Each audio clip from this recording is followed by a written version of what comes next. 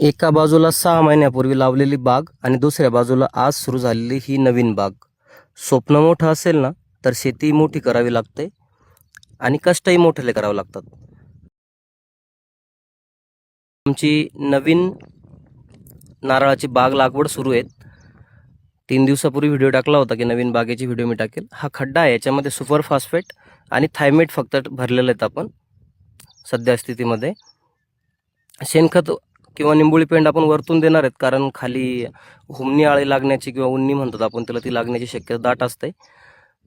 आणि मित्रांनो, अशा प्रकारे ह्या पावसाच्या सीझनमध्ये आपण ही झाडं व्यवस्थित अशी लागवड करून घेतोय.